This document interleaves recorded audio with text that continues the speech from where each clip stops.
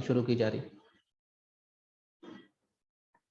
तो भाई गांधी जी के जब फॉलोअर्स ने अंग्रेजों से पूछा कि भैया ये क्या आपने कम्युनल अवार्ड शुरू कर दिया है, तो उन्होंने बोला भाई हमने तो दे दिया, हमने तो आदेश निकाल दिया। अब सारा खेल किसके पास, मतलब सारी अब बॉल किसके पास है, अंबेडकर के पास। अब तुम लोग अंबेडकर से बात कर लो, अब तुम लोग अंबेडकर से बात करो, अगर अंबेडकर मान जाए तो हम इसको वापस ले लेंगे। तो अंग्रेजों ने किसके ऊपर, किसके पाले में बॉल फेंक दी, अंबेडकर पे। तो गांधी जी के फॉलोअर्स ने अंबेडकर से बात की। अच्छा, इसमें जो गांधी जी की तरफ से हर बार एक व्यक्ति जाएगा, उसका नाम बड़ा इंपॉर्टेंट है, इसका नाम है तेज बहादुर सप्रू। ये तेज बहादुर सप्रू जो है ना, ये गांधी इरविन पैक्ट हुआ था ना, उसमें भी मध्यस्थता इसने करवाई थी। गांधी इरविन पैक्ट में भी तेज बहादुर सप्रू ने मध्यस्थता कराई थी। और अभी जो पूना समझौता होगा, मतलब इसके बाद अभी कुछ होने वाला है, यहाँ पे तेज बहादुर सप्रू रहेंगे। मतलब कुल मिलाकर गांधी जी जेल में है, गांधी जी की आवाज बन के कौन बात कर रहा है हमेशा, तेज बहादुर सप्रू। अब ये हुआ, गांधी जी की तरफ से तेज बहादुर सप्रू ने अंबेडकर से बात की कि भाई अंबेडकर ये कम्युनल अवार्ड वाला आप छोड़ दो यार। तो इसने बोला नहीं नहीं, बड़ी मुश्किल में सदियों बाद तो हम लोगों को कुछ सेपरेट इलेक्टोरेट मिला है, हम इससे पीछे नहीं हटेंगे। तो गांधी जी किसमें बैठ गए, आमरण अनशन में, कि ठीक है अगर हिंदू हिंदू में अलगाव करना ही है तो मैं मर जाता हूँ, मैं आमरण अनशन में तो रहता हूँ। तो गांधी जी ने जेल से ही आमरण अनशन शुरू कर दिया। और जब आमरण मतलब ना पानी पिए आदमी ना अब खाना खाए, तो धीमे धीमे इसकी जो सेहत थी बिगड़नी शुरू हो गई। और गांधी जी के तो लाखों फॉलोवर्स थे। तो अब आप बताओ, गांधी जी के जो फॉलोवर्स हैं, उनकी नजर में अंबेडकर हीरो होगा कि विलन होगा, ये बताइए। विलन। विलन बन रहा है भाई, गांधी जी उसके चक्कर में मरने को उतारू हो गए हैं। तो अंबेडकर को भी धीमे धीमे समझ में आया कि अगर ऐसा मैंने कर दिया ना, गांधी अगर निकल लिए तो इतिहास मुझे कभी माफ नहीं कर पाएगा। तो अंबेडकर पहुंचते हैं गांधी जी के पास। कहाँ पहुंचते हैं, गांधी जी के पास। और गांधी जी की जेल का नाम क्या है, यरवदा जेल। और यरवदा जेल कहाँ पे है, पूना में। तो गांधी जी इनकी पहुंचते हैं जेल में, पहुंचते हैं, बात करते हैं, बोलते हैं बापू मान जाओ समझो। तो गांधी बोलते हैं अंबेडकर से, अब ध्यान से सुनना, गांधी अंबेडकर के बीच में जो बात होगी ना, उससे निकलेगा पूना समझौता या पूना पैक्ट। तो गांधी अंबेडकर से बोलते हैं कि भाई अंग्रेज तुमको क्या दे रहे हैं। तो अंबेडकर बोलता है अंग्रेज मुझको 71 सीटें दे रहे हैं, प्रांतीय सरकारों में 71 सीट दे रहे हैं। मैं यहाँ लिख देता हूँ सीए मतलब कम्युनल अवार्ड, कम्युनल अवार्ड में क्या क्या मिल रहा था। और पूना पैक्ट मतलब पीपी। तो गांधी बोलते हैं तुम्हें अंग्रेज 71 सीट दे रहे हैं ना, मैं तुम्हें 148 सीट देता हूं। पूना पैक्ट में गांधी क्या बोल रहे हैं कि 148 सीट रिजर्व कर देते दलितों के लिए, कि वहां से दलित चुनाव लड़ेंगे। 148, 71 मिला था इनको, इनको पूना पैक्ट में गांधी ने क्या ऑफर किया, 148 सीट तुमको दी जाएगी, तो उस सीट से कांग्रेस नहीं खड़ी होगी, तुम्हारे ही लोग खड़े होंगे, पहली चीज। दूसरा, कम्युनल अवार्ड में क्या मिला था इनको, सेपरेट इलेक्टोरेट मिला था, यानी पृथक निर्वाचन मिला था, कि दलित ही खड़ा होगा और दलित ही वोट डालेगा। तो गांधी ने बोला यार इस तरह मत करो, इस तरह बंटवारा हो जाएगा। यहाँ गांधी जी ने बोला यहाँ पे संयुक्त निर्वाचन होगा, यानी ज्वाइंट इलेक्टोरेट होगा। अभी ज्वाइंट इलेक्टोरेट क्या होता है ये देख लो। आज आपको पता होगा बहुत सारी ऐसी सीट होती है जिसमें आप लोग सुनते हैं कि ये तो विधायक की सीट है लेकिन एसटी सीट है, ये तो सांसद की सीट है लेकिन एससी सीट है, ये तो महिला सीट है, पंचायतों में भी होता है। ये हमको पता रहता है कि इस बार किसकी सीट आई है। तो भले वो एसटी की सीट हो, एससी की सीट हो, लेकिन अगर वो जैसे बैतूल की हम बात करें, जैसे हम खंडवा की बात करें, ये एसटी सीट में आता है, तो यहाँ से खड़ा एसटी ही होगा, लेकिन वोट सब डालेंगे, वोट सब डालेंगे, हिंदू मुस्लिम सिख ईसाई जो भी उस इलाके में रहता है, वोट सब डालेंगे। इसे कहते हैं ज्वाइंट इलेक्टोरेट, कि भाई सीट फिक्स कर दो आप, भाई इस सीट में कौन खड़ा होगा ये ठीक है, लेकिन वोट सब डालेंगे। इसे कहते हैं जो आज हमारे देश में ज्वाइंट इलेक्टोरेट चलता है, सेपरेट इलेक्टोरेट नहीं चलता। तो ये था पूना पैक्ट में बात, कि हम आपको 148 सीट दे रहे हैं, आपको 71 दे रहा है, वो हम आपको डबल से ज्यादा दे रहे हैं। लेकिन ये है कि संयुक्त इलेक्टोरेट से बात होगी। और ये था पूना समझौते का निष्कर्ष। पूना समझौते में क्या हुआ, और ये कम्युनल अवार्ड को कैंसिल कर दिया गया, क्योंकि अंग्रेजों ने क्या बोला था, अंबेडकर से बात कर लो, अगर अंबेडकर मान जाए तो हम इस आदेश को वापस ले लेंगे। तो पूना पैक्ट के बाद कम्युनल अवार्ड कैंसिल हो गया। ये है पूना समझौता। सेकंड राउंड टेबल कॉन्फ्रेंस के बाद ये सब हो रहा है, ठीक है। और ये जो पूना समझौता हुआ ये 1932 में हुआ, क्योंकि 1931 में तो राउंड टेबल कॉन्फ्रेंस ही चली थी। फिर ये लोग भारत लौटे, 3 महीने लगता था उस समय भारत आने में, पानी के जहाज से आते थे लंदन से। फिर आए, फिर यहाँ पे चाय नाश्ता किए, थोड़ा आराम किए, तो मालूम चला ये सब हो गया, कम्युनल अवार्ड आ गया। फिर धीमे धीमे फिर ये पूना पैक्ट कब होगा, 1932 में होगा, सॉरी 1931 लिखा, 1932 का है पूना पैक्ट। यहाँ तक की कहानी क्लियर हुई, रिप्लाई कर दीजिए। Yes sir. तो पूना पैक्ट में किसने मध्यस्थता कराई, कौन मीडिएटर था, यहाँ भी तेज बहादुर सप्रू का नाम आएगा। मतलब गांधी जी और अंबेडकर के बीच में तेज बहादुर सप्रू का मेन रोल है। अब third round table conference, third RTC, Gandhi ji jail में है, अंबेडकर मान गए, अंबेडकर इसमें भी जाएंगे, लेकिन थर्ड राउंड टेबल कॉन्फ्रेंस में सबसे कम लोग पहुंचे, ये भी 1932 में होगी, सबसे कम लोग पहुंचे, सिर्फ 48 लोग पहुंचे थे पूरे देश से। लेकिन इसमें सबसे मेन बात यह है कि मैंने बोला था सेकंड राउंड टेबल कॉन्फ्रेंस में महिलाओं को किसने रिप्रेजेंट किया था, सरोजनी नायडू ने, और थर्ड में किसने रिप्रेजेंट किया, जहानारा बेगम ने। जहानारा बेगम ने भारत की महिलाओं का रिप्रेजेंटेशन किया था, बेगम ने भारत की महिलाओं का रिप्रेजेंटेशन किया था। सेकंड में किसने किया था, सरोजनी नायडू ने। और ये तो फेल होनी ही थी, क्यों, कांग्रेस के सारे लीडर्स जेल में बंद है, गांधी जी जेल में बंद है, अंबेडकर मान गए हैं, पूना पैक्ट हो चुका है, तो ये फेल होनी ही थी। मतलब एक तरह से कहें तो सबसे बवाल वाली जो आरटीसी है, राउंड टेबल कॉन्फ्रेंस या गोलमेज सम्मेलन, वो सेकंड वाली ही, सेकंड वाले में ही लड़ाई हो गई थी अंबेडकर गांधी के बीच में, सेकंड वाले में ही गांधी को फिर बाद में आकर जेल में डाल दिया गया, फिर कम्युनल अवार्ड आया, या कम्युनल पंचाट या मैकडोनल्ड पंचाट आया, उसके बाद फिर पूरा समझौता हुआ, ये सब। तो तीनों आरटीसी हो गई, लेकिन ये तीनों आरटीसी क्यों हो रही थी, क्योंकि एक नया कानून बनाना है, और इन तीनों आरटीसी से जो निष्कर्ष निकला उससे बनता है 1935 का गवर्नमेंट ऑफ इंडिया एक्ट 1935, जो कि आज भी हमारे संविधान का 2/3 हिस्सा हम 1935 के एक्ट से ही हम इंस्पायर हैं या उससे उठाया है। तो ये काफी अच्छा था अपने आप में एक्ट, क्योंकि भाई नेहरू रिपोर्ट भी का भी लिया गया था इसमें रेफरेंस, जिन्ना जिन्ना के 14 पॉइंट का भी दिया गया था, साइमन की बात कर लिया गया था, और 3 आरटीसी में जो जो बातें हुई उन सबका रेफरेंस लेके बहुत ठीक ठाक एक नपा तुला एक कानून आएगा 1935 का। ये कानून अपने आप में बहुत बड़ा है, तो इसको तो मैं अगली क्लास में बताऊंगा। 1935 में बहुत सारे इंपॉर्टेंट पॉइंट आते हैं। ठीक, तो यहाँ पे अपन ने आरटीसी तक की कहानी देख ली, गांधी जी जेल में है, गांधी जी जेल से छूटेंगे नहीं अभी, है ना। और अब जो जेल में गए हैं ना अभी, क्या होगा, इसी इनके साथ इनकी वाइफ भी जाती थी जेल में, भाई गए तो वाइफ भी गई, तो इसी बीच में इनकी वाइफ का भी देहांत हो जाएगा जेल में। फिर इनके एक पर्सनल असिस्टेंट थे महादेव देसाई, हमेशा उनके साथ रहे, उनका देहांत हो जाएगा, वो हम बात करेंगे। तो अभी तक की क्लास क्लियर हुई, रिप्लाई कर दीजिए। Yes, sir.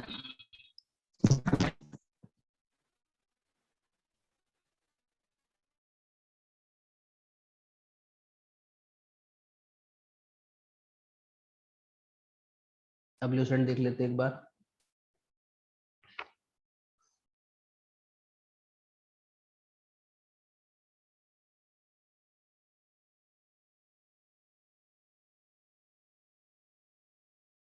देखो ये जो मैं पढ़ा रहा हूँ सिर्फ ये रिवीजन क्लास है, मैं उम्मीद कर रहा हूँ कि जो लोग ये पढ़ सुन रहे हैं और जो पेपर अटेम्प्ट कर रहे हैं 5 दिन बाद, उन लोगों ने थोड़ा बहुत पढ़ लिया होगा, क्योंकि इन सब के पीछे बहुत अच्छी अच्छी कहानी है और बहुत सारे फैक्ट्स हैं। तो ये तो फिर डिटेल में हो सकता है, लेकिन रिवीजन के तौर पे मैं अभी चल रहा हूँ आप लोगों को लेकर।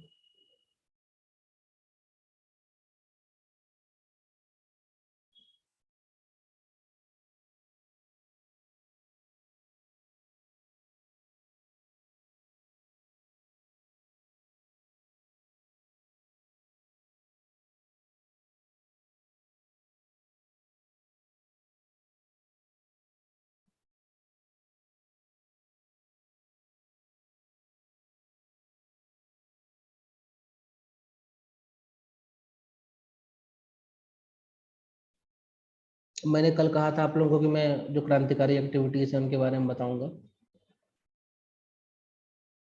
वही मैं देख रहा हूँ कहीं लिस्ट में लिखा है क्या उसके बारे में कुछ।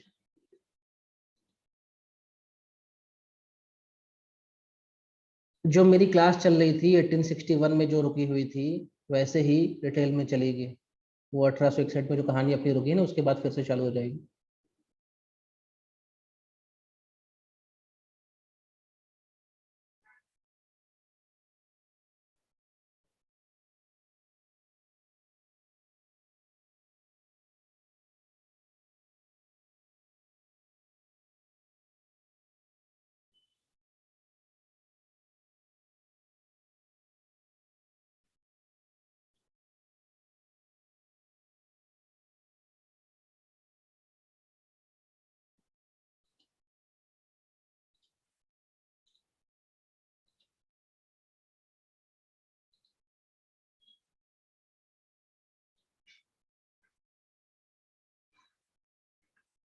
देखिए ये जो नासिक केस क्या था, रास बिहारी बोस ने क्या किया, ये सब चीज तो हम लोग देख लिए थे।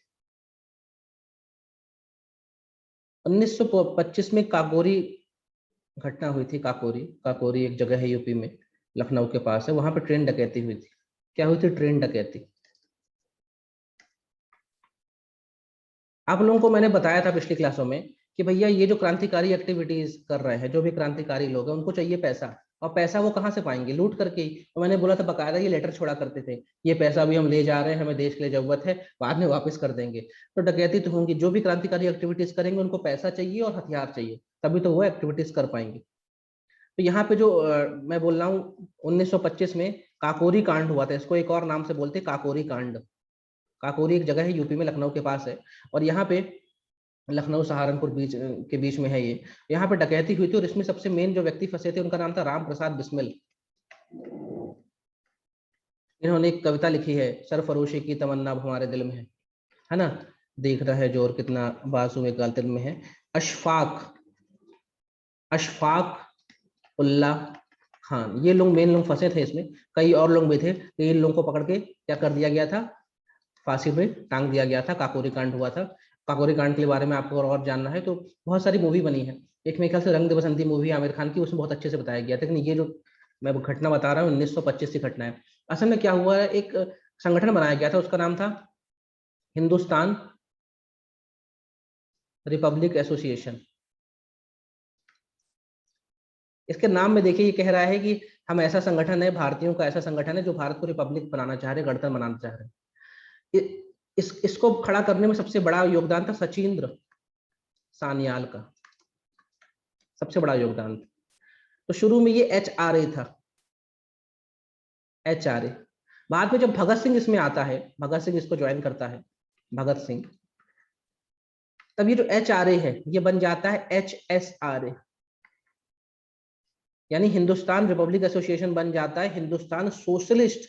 एस जुड़ना मतलब सोशलिस्ट है। तो HSRA को कौन लीड करेगा? भगत सिंह करेगा। HRA में जुड़ेगा, बाद में इसको उसमें सोशलिस्ट जोड़ देगा, समाजवाद की बात जोड़ देगा भगत सिंह। तो आप ध्यान रखिएगा इस समय मतलब 1922 से लेकर 1930 तक, ये जो 8 साल का दौर है, इस समय मैंने बोला सिविल डिसऑर्डर मूवमेंट चल रहा है। और उसके बाद गांधी जी जैसे आते हैं 1931 में गांधी जी को जेल में डाल दिया गया, सबको जेल में ठूस दिया गया। तो जो आंदोलन वाली, जिसे हम कहते हैं सत्याग्रह वाला काम, तो पूरा ठप पड़ गया, पूरा ठप पड़ गया। तो उस वैक्यूम को फिल करते हैं ये क्रांतिकारी लोग, और इसमें सबसे बड़ा योगदान किसका है? HSRA का, हिंदुस्तान सोशलिस्ट रिपब्लिक एसोसिएशन का। इसके शुरुआत में मेंबर सचिन सान्याल साहब रहते हैं। इसी में जितने बड़े क्रांतिकारियों का आप नाम सुनोगे सब इसी के लगभग मेंबर्स रहते हैं, इस लगभग सब इसी के ही मेंबर रहते हैं। और इसमें इसको अधिक ऊंचाइयों में ले जाएगा भगत सिंह, चंद्रशेखर आजाद, भगत सिंह, सदगुरु मतलब सुखदेव, राजगुरु, अशफाक उल्ला खान, राम प्रसाद बिस्मिल, राजेंद्र लाहिड़ी, ये सब लोग इसी में ग्रुप के मेंबर है ना। 1925 में क्या हुआ था? काकोरी कांड हुआ था, एक ट्रेन की डकैती की गई थी। क्यों किया गया था? सिंपल सी बात, डकैती क्यों हो रही? पैसा और हथियारों के लिए। अंग्रेजों की ट्रेन जा रही थी, उसमें पता चला कि भाई बहुत पैसा है, बहुत सारे हथियार जा रहे हैं, लूट लो, लूट लिया गया। ठीक है।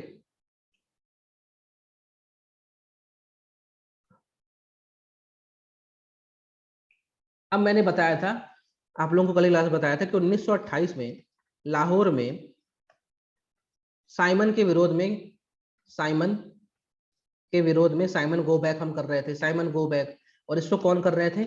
इसको लीड कौन कर रहे थे? लाला लाजपत राय, ये लीड कर रहे थे। इनको पंजाब का शेर कहते थे, है ना। इन्होंने पंजाब केसरी से नाम से के नाम से पत्रिका भी निकाली थी, अखबार भी निकालते थे। लाला लाजपत राय, लाला जी भी कहते थे इनको, पंजाब का शेर कहते थे, शेर पंजाब कहते थे इनको।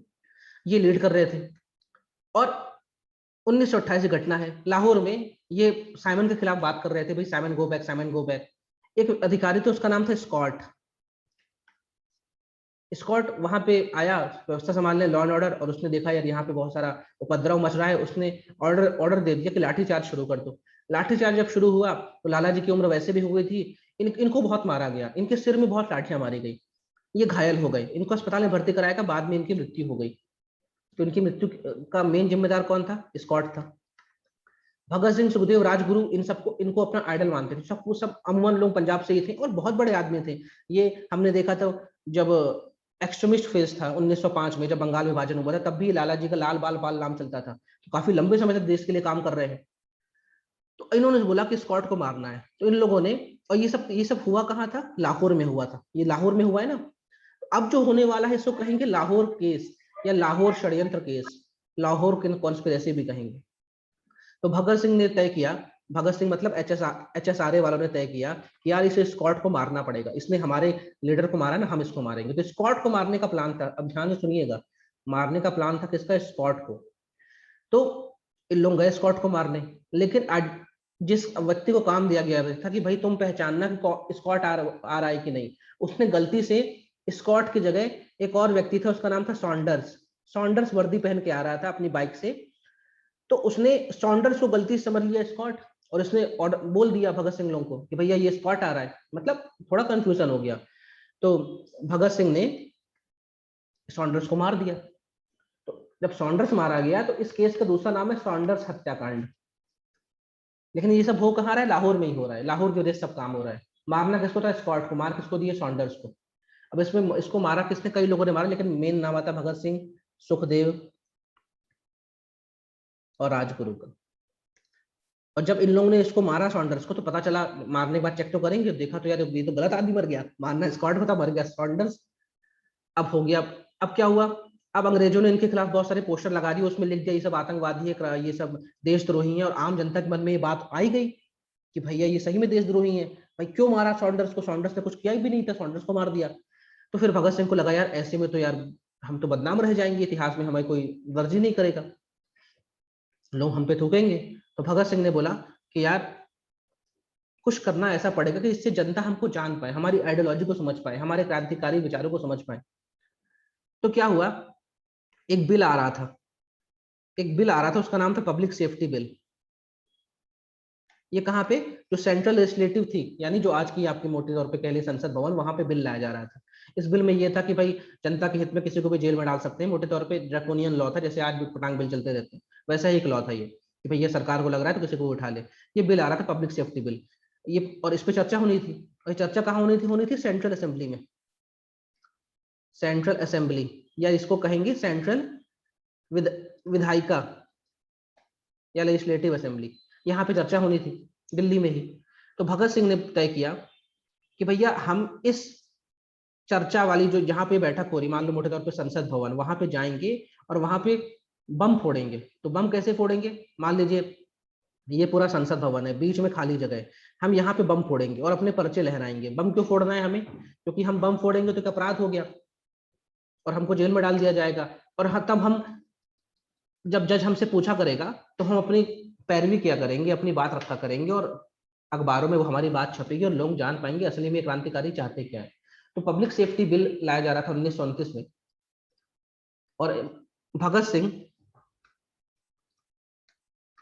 और बटुकेश्वर दत्त, बटुकेश्वर दत्त का नाम क्यों आ रहा है, ये भगत सिंह के साथ गया था वहां पे, कहाँ पे, असेंबली में बम फोड़ने। और वो बम ऐसे समझ लो लक्ष्मी बम था, फुस्सू बम था, उससे कोई मरना नहीं था, बस एक तरह से दिखाने के लिए। तो भगत सिंह से पूछा गया आपने ऐसा बम क्यों फेंका जब आपने को किसी को मारना ही नहीं था। तो भगत सिंह ने एक लाइन कही थी कि बहरों को सुनाने के लिए धमाके की जरूरत होती है, ये ब्रिटिश बहरे हो गए हैं इसलिए हमने धमाका किया। अब बाकायदा अपने आप को दोनों ने अरेस्ट करवा दिया। जब अरेस्ट करवा दिया तो इन पे पहला केस क्या चला कि आपने भाई लेजिस्लेटिव असेंबली में बम फोड़ा। दूसरा केस इन पता चला कि ये तो वही आदमी है जिसने सॉन्डर्स को मारा, तो फिर इन पे लाहौर केस भी चला, लाहौर कॉन्स्पिरेसी केस भी चला। अल्टीमेटली किसी को भी छोड़ा नहीं, सबको टांग दिया गया था।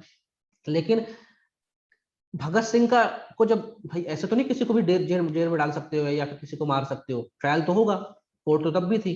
तो जब इनके ट्रायल चल रहे थे, जब इनकी पेशी चल रही थी, तो इन्होंने अपनी पैरवी खुद की, भगत सिंह और उनके लोगों ने अपनी पैरवी खुद की। और उनसे जब सवाल पूछते थे आपने ऐसा क्यों किया, ऐसा क्यों नहीं किया, आपकी क्या विचारधारा है, आप क्या करना चाह रहे हैं, आप तो बहुत छोटे बच्चे हैं, आपकी उम्र 25 साल है, आप तो इतने अच्छे पढ़ने में थे, आपकी इंग्लिश इतनी अच्छी है, आप लोग ये सब क्या कर रहे हैं, आप लोग आइए नौकरी करिए, देश की अंग्रेजों की नौकरी करिए। तो इन लोगों ने अपनी सारी बातें बताई, विचारधारा बताई। और ये विचारधारा कैसे प्रोपोगेट की इन्होंने, कोर्ट में प्रोसीडिंग हो रही थी, जज पूछता था आप इसके मत में है, फैसले में है, सहमत में है, तो वो अपनी बात रखते थे। फिर जितने भी हमारे अखबार थे उस समय, वो सब इसको छापते थे। तो आम जनता जानती थी कि ये छोटे छोटे बच्चे, हमारे आपकी उम्र के लड़के लोग देश के लिए मरने मिटने में क्यों तैयार हो गए। तब लोग जान पाए कि असली में भगत सिंह, सुखदेव, राजगुरु, चंद्रशेखर आजाद की आइडियोलॉजी क्या है, ये लोग क्यों क्या कर रहे हैं ये। क्योंकि उस समय तक सब गांधी के नशा चढ़ा था, सबको लगा था सब जो कर रहा है गांधी कर रहा है, या गांधी की विचारधारा ही सही है। लेकिन इन लोगों ने भी अपनी, और इन लोग इंस्पायर कहाँ से हुए थे? 1917 में रशियन रिवॉल्यूशन हो गया था, और रशियन रिवॉल्यूशन में पूरी पूरी जो मोनार्की है उसको हटा दिया गया था। ये आपका सिलेबस नहीं एमपीपीएससी में, फिर भी लेकिन इससे इंस्पायर थे ये।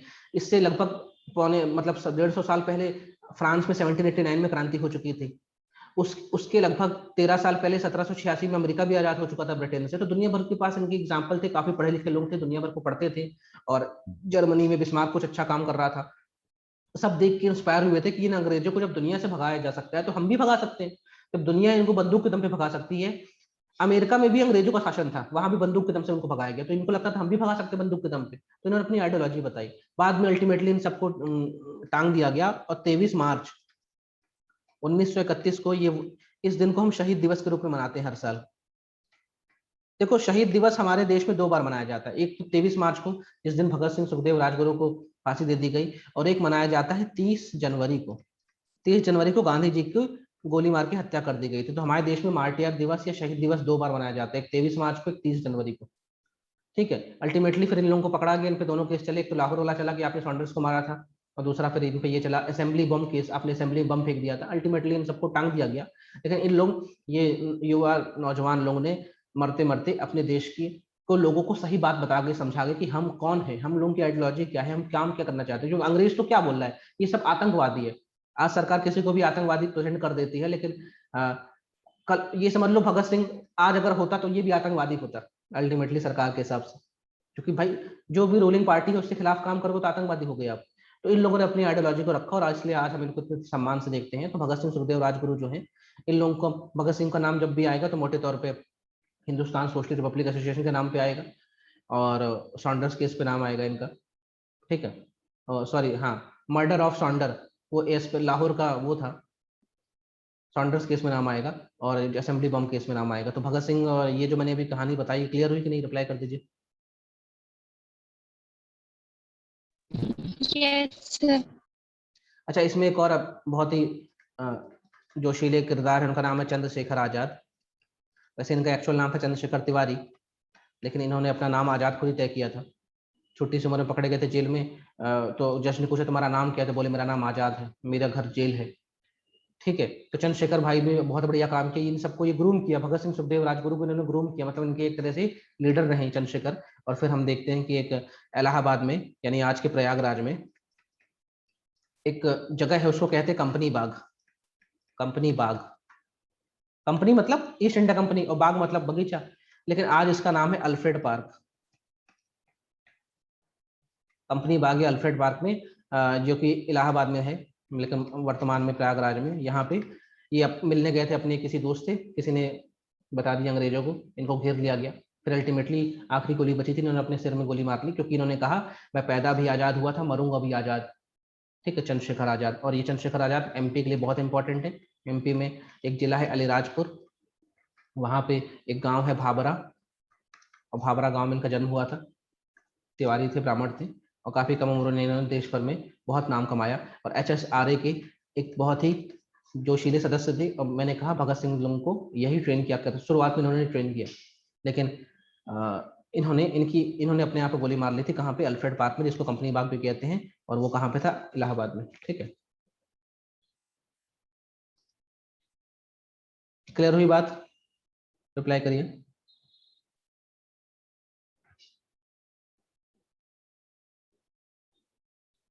Yes, sir.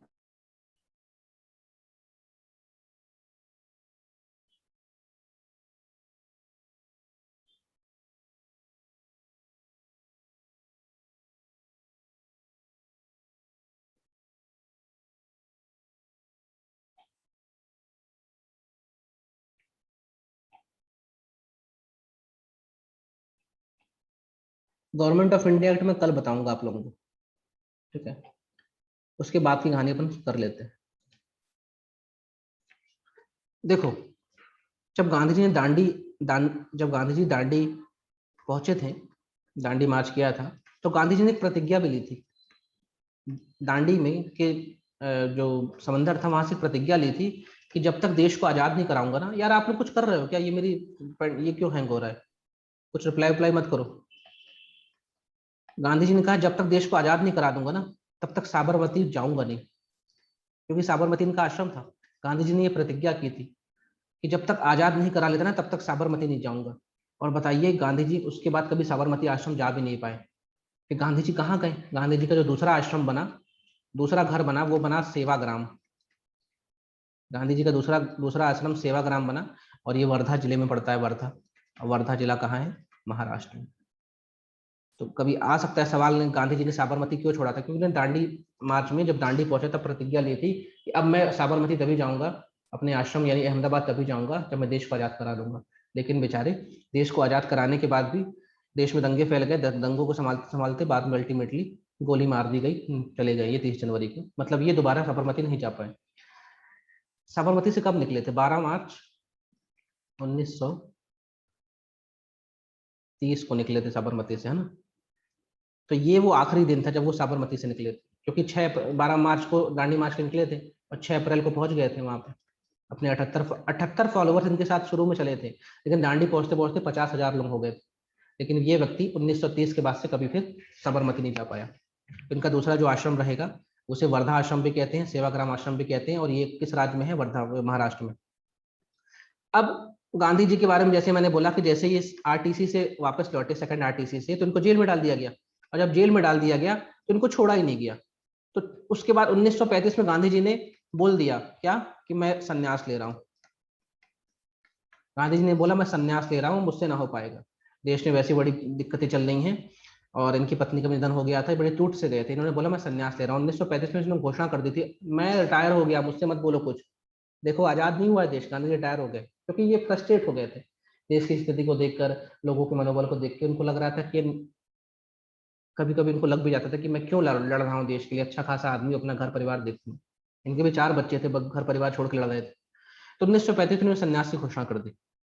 जब इन्होंने संन्यास की घोषणा कर दी, है ना, और क्योंकि 1935 का जो एक्ट आया था ना, गवर्नमेंट ऑफ इंडिया, तो उसमें अमूमन हर वो बातें मान ली गई थी जो कांग्रेस चिल्ला रही थी या जिन्ना चिल्ला रहा था। तो बोला ठीक है, कांग्रेस भी खुश हो गई, ठीक है यार चलो काम हो गया अपना। गांधी जी ने बोला ठीक है, अब जो है सो है। और रेस्पॉन्सिबल गवर्नमेंट की बात हो ही रही थी। और 1917 का जो अगस्त घोषणा थी या मॉन्टेग्यू घोषणा थी, उसमें उसने कहा था कि हम एक उत्तरदायी सरकार बनाने में काम करेंगे। कब करेंगे ये नहीं बताया था, बस ये बोला था कि हम करेंगे। तो 1935 में के एक्ट से लगभग उत्तरदायी सरकार का ढांचा आ ही गया था, क्योंकि मैं कह रहा हूँ हमारा संविधान का मोस्टली 2/3 हिस्सा 1935 के एक्ट से है, तो मतलब बहुत कुछ अच्छी बातें भी थी इसमें। तो गांधी जी ने इसके बाद बोला मैं संन्यास लेता हूँ, मुझसे ना हो पाएगा। और उसके बाद क्या हुआ? 1937 में पहली बार चुनाव होते हैं।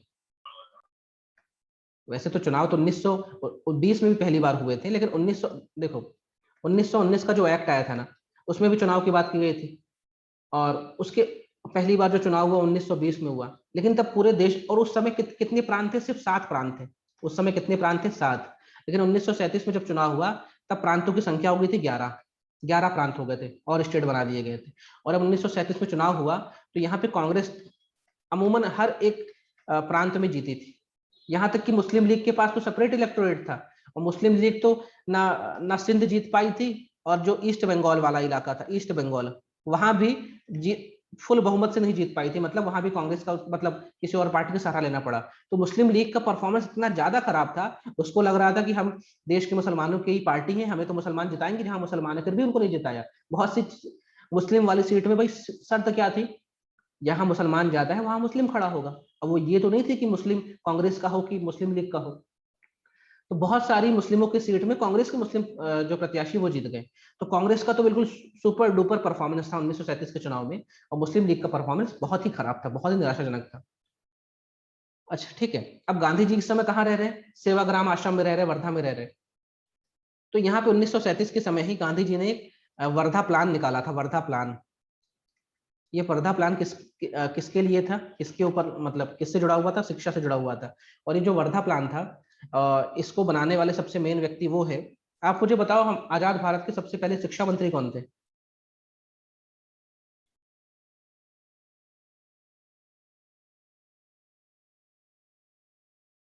अब्दुल कलाम।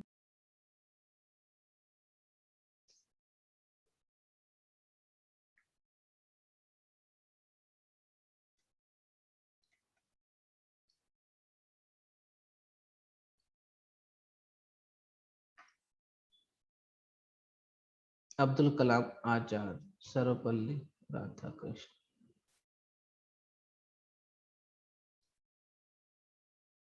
अरे ये तो पूरा ही मिट गया। खैर, तो मैं बोल रहा हूँ कि वर्धा प्लान के बारे में बता रहा था मैं। 1937 में आया था और ये शिक्षा को लेकर था। और आज जो आपकी न्यू इकोनॉमिक एजुकेशन पॉलिसी आई ना अभी 2020 में, किसमें बोल रहे हैं बच्चों को हम पढ़ाई के साथ साथ जो को करिकुलर एक्टिविटीज है उसकी तैयारी करवाएंगे और उनको कुछ हॉबी सिखाएंगे, उनके कुछ स्किल सिखाएंगे। ये बात 1937 के वर्धा प्लान में की गई थी। और इस प्लान को बनाने में सबसे मेन योगदान था जाकिर हुसैन का, जाकिर हुसैन साहब का। ठीक है, और वैसे गांधी जी की इसमें मुहर थी ही। लेकिन और इस प्लान को ये हुआ कि भाई उस समय कांग्रेस की सरकार थी हर जगह, दिल्ली में भी मतलब कांग्रेस के लोग जीते थे और प्रांतों में भी कांग्रेस के लोग थे। तो ये हुआ था, गांधी जी ने ये कहा था कि चलो अब कांग्रेस की सरकार आई गई है तो कांग्रेस इस काम को अप्लाई कर देगी। मतलब जो चीज आज न्यू एजुकेशन पॉलिसी 2020 में बोली जा रही है वही बात 1937 में वर्धा प्लान में कही गई थी, वर्धा शिक्षा प्लान में। लेकिन इस बीच में क्या होता है,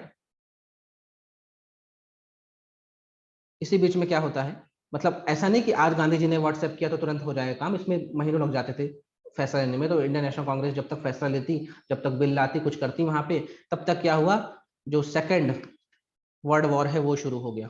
सेकंड वर्ल्ड वॉर कब शुरू हुआ, 1939 से 1945 तक चला। और इस वर्ल्ड वॉर में जो ब्रिटिश हमारे यहाँ रूल कर रहा था, उसने कहा, क्या कहा, भारत युद्ध में है। उसने कहा भारत युद्ध में है।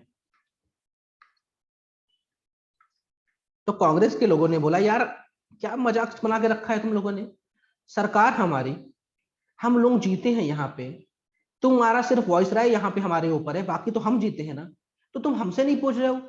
भैया वर्ल्ड वॉर हो रहा है यूरोप में, तुम देखो ना, ब्रिटेन देखे, तुमने ये ऐसा क्यों कहा India is on war, Bharat युद्ध में है। लेकिन वायसराय ने कह दिया भाई भारत युद्ध में, और भारत से बहुत सारे सोल्जर्स जाने लगे यूरोप में, उनको काम मतलब। तो इसके विरोध में ये जो 1937 में चुनाव हुआ था, इसके विरोध में जो 1937 में चुनाव हुआ था, इस चुनाव में इंडियन नेशनल कांग्रेस ने बहुत सारी सीटें जीती। तो इंडियन नेशनल कांग्रेस के सारे मंत्रियों ने क्या दे दिया, त्याग पत्र दे दिया कि हमें तुम्हारे साथ काम ही नहीं करना। क्या दे दिया, त्याग पत्र। अब ये बताओ मुझे, क्लास में दो बच्चे हैं, एक बच्चे ने टॉप किया है और एक बच्चे ने टॉप नहीं किया है। जो टॉप नहीं किया है यानी मुस्लिम लीग, वो सोच रही है यार ये इंडियन नेशनल कांग्रेस टॉप कैसे कर गई। तो अब अफसोस तो मनाएगी। लेकिन कहीं ऐसा हो कि इंडियन नेशनल कांग्रेस या टॉप के हो बच्चे ही बोल दे कि मैंने ये जो पेपर किया है, या मुझे इस पेपर पे ही संदेह है, मुझे अपने मार्क्स में संदेह है, और मैं चाहता हूं कि जो मुझको मार्क्स मिले हैं, जो मैं टॉपर बना हूं, इस चीज को वापस ले लिया जाए, खुद ही अगर वो कह दे, तो जो बच्चा टॉप नहीं किया उसके तो बल्ले बल्ले हो जाएंगे ना। ऐसे ही कुछ यहाँ हुआ। मुस्लिम लीग का परफॉर्मेंस बहुत बेकार था, मुस्लिम लीग ने बहुत सारी सीटें नहीं जीत पाई थी। और कांग्रेस ने पूरे देश में बिल्कुल अमूमन हर एक प्रांत में कांग्रेस की सरकार बन रही थी, और कांग्रेस के लोगों ने इस विरोध में त्यागपत्र दे दिया, प्रांतों में भी त्यागपत्र दे दिया और केंद्र में भी त्यागपत्र दे दिया कि भैया हम इस देश के मालिक, और हमसे बिना पूछे आप वॉर में घोषणा कर रहे हैं कि इंडिया इज ऑन वॉर। और इसके विरोध में कांग्रेस ने त्यागपत्र दे दिया, यानी कांग्रेस की मिनिस्ट्री ने त्यागपत्र दे दिया। तो ये जो वर्धा प्लान आने वाला था, वर्धा प्लान लागू होने वाला था, वो बात तो ठंडे बस्ते में चली गई, क्योंकि लाते कौन, इंडियन नेशनल कांग्रेस के लोग, इंडियन नेशनल कांग्रेस वाले ने त्यागपत्र दे दिया इस विरोध में कि भाई ऐसे कैसे युद्ध में होगा, भाई युद्ध हो रहा है यूरोप में, तुम देखो ना ब्रिटेन की आर्मी लगाओ ना, भारत के लोगों को लेके जा रहे हैं। लेकिन कांग्रेस की जो लोगों ने त्यागपत्र क्यों दिया, इसका रीजन क्या था, वर्धा प्लान क्या था, ये क्लियर हो कि नहीं, रिप्लाई कर दीजिए।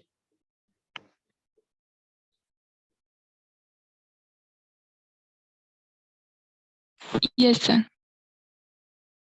देखो यही लिखा है यहाँ पे, कांग्रेस मिनिस्ट्री ने रिजाइन कर दिया 1939 में। तारीख मत याद रखो, साल याद रखो, क्योंकि उसी साल सेकंड वर्ल्ड वॉर शुरू हो रहा है। और रीजन क्या था ये मैंने आपको क्लियर कर दिया।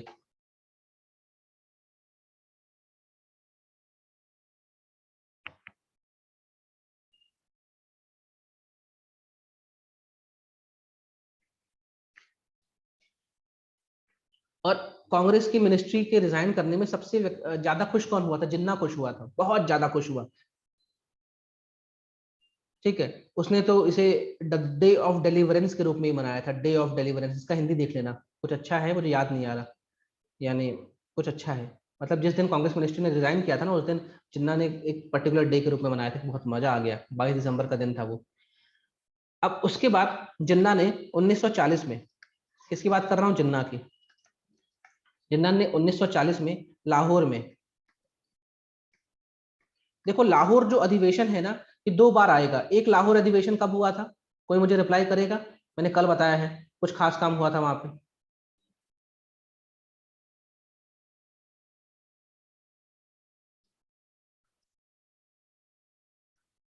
1929 में एक लाहौर अधिवेशन होगा और इसमें नेहरू क्या बोलेंगे कि अब आने वाली 26 जनवरी को हम मनाएंगे पूर्ण स्वराज दिवस। तो लाहौर अधिवेशन दो इंपॉर्टेंट, एक तो नेहरू वाला 1929 का और एक जिन्ना वाला 1940 का।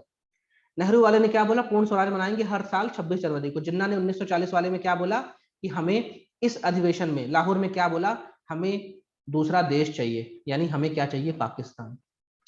तो जिन्ना ने 1940 के लाहौर अधिवेशन में क्या बोला, बहुत हो गया, हम हिंदुओं के साथ रह नहीं सकते, हमें एक नया देश चाहिए। इसलिए जिन्ना के लाहौर अधिवेशन को पाकिस्तान घोषणा पत्र भी कहते हैं, पाकिस्तान घोषणा पत्र भी कहते हैं, क्योंकि इसी बैठक में पहली बार पाकिस्तान के लिए बात की गई, भारत की जमीन में पाकिस्तान के लिए बात की गई। जो सेकंड राउंड टेबल कॉन्फ्रेंस थी उसमें मुस्लिम लीग की तरफ से जिन्ना भी गए थे, साथ में एक और व्यक्ति गया था, मोहम्मद इकबाल, और एक और व्यक्ति था रहमत अली, ये लोग भी गए थे। तो रहमत अली ने एक बकायदा एक पेपर सबको दिया था, उस पेपर में पाकिस्तान शब्द का नाम था, एक पैम्पलेट बांट रहा था वहां पे सारे जितने डेलीगेट्स थे, और इसमें पी फॉर पंजाब है ना, और ये इसका कुछ निमोनिक है, मतलब ये जितने प्रांत है ना, पंजाब हो गया, सिंध हो गया, और जिसे कहते हैं ईस्ट बंगाल हो गया, इन सबको करके इसने पाकिस्तान शब्द बनाए थे। तो बस आप इतना ध्यान रखिएगा, 1940 का जो घोषणा था ना, लाहौर घोषणा, उसमें पाकिस्तान की बात हुई थी कि हमें एक नया देश चाहिए, हमें एक नया देश चाहिए। ठीक है, अच्छा यहाँ लिखा ही होगा, ये देखिए यहाँ पे लिखा होगा, चौधरी रहमत अली, इसने ये शब्द दिया था, पाकिस्तान शब्द दिया था।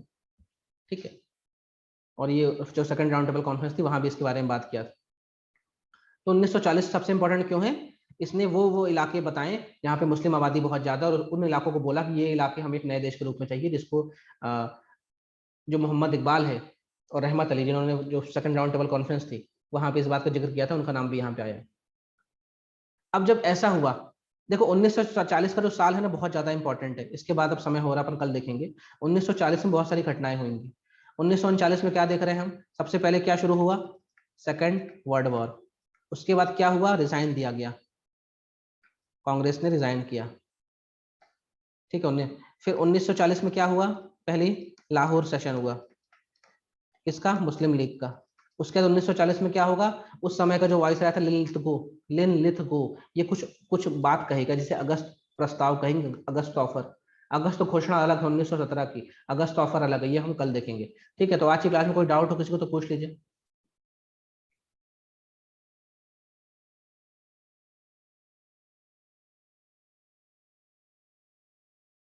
किसी को कोई डाउट है?